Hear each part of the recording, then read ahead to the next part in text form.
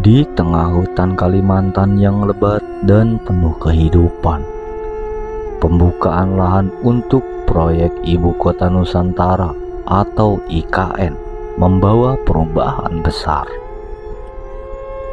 Pohon-pohon tinggi yang telah berdiri selama ratusan tahun ditebang satu persatu. Alat berat menderu tanpa henti, mengguncang tanah yang seolah mengeluh karena terusik. Namun di balik kemajuan ini, ada cerita yang tidak pernah tercatat dalam laporan resmi. Sebuah kisah yang diceritakan dengan suara berbisik oleh mereka yang berani mengungkapkannya.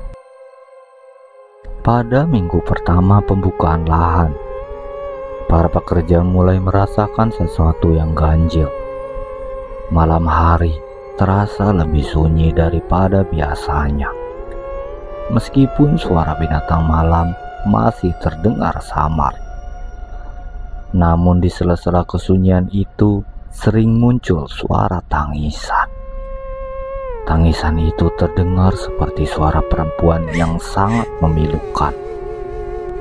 Beberapa pekerja mencoba mencari asal suara itu, tapi tidak ada yang ditemukan.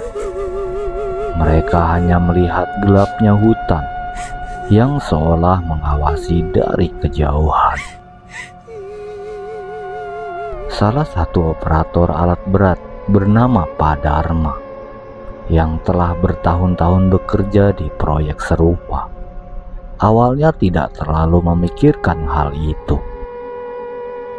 Mungkin hanya suara hewan atau angin, pikir Pak Dharma. Namun pada suatu malam, ia melihat sesuatu yang membuatnya merinding. Saat sedang mengecek alat beratnya, ia melihat sosok perempuan berdiri di tepi hutan. Perempuan itu berambut panjang, mengenakan pakaian putih lusuh dan menatap ke arahnya. Pak Dharma mencoba memanggil rekan-rekannya, tetapi saat ia menoleh kembali, sosok itu sudah menghilang. Ketika ia mendekati tempat di mana perempuan itu berdiri, ia hanya menemukan jejak kaki kecil di tanah berlumpur yang menuju ke dalam hutan. Ketika malam di jam istirahatnya, ia mengalami mimpi aneh. Dalam mimpinya, ia berada di sebuah gubuk tua di tengah hutan. Seorang nenek tua dengan rambut putih panjang dengan mata yang tajam berdiri di depannya. Lalu ia berkata, "Mengapa kalian mengusik rumah kami? Ini tempat kami. Pergilah sebelum terlambat." Seketika Pak Dharma terbangun dengan tubuh basah oleh keringat dingin. Namun ia tidak menceritakan mimpinya kepada siapapun. Di keesokan paginya, Pak Dharma ditemukan pingsan di dekat alat beratnya. Tubuhnya penuh dengan bekas cakaran, seolah diserang oleh makhluk buas. Anehnya, tidak ada binatang besar yang ditemukan di sekitar lokasi. Semakin hari, gangguan menjadi lebih sering. Alat berat tiba-tiba mati tanpa sebab. Suara ketukan misterius terdengar dari dalam kabin alat berat. Beberapa pekerja juga mengaku melihat bayangan hitam bergerak cepat di pinggir hutan. Bahkan beberapa dari mereka bermimpi bertemu nenek tua yang sama, memperingatkan agar mereka segera meninggalkan tempat itu. Kemudian Pak Ujang, selaku seorang pekerja senior yang asli dari Kalimantan, akhirnya angkat bicara.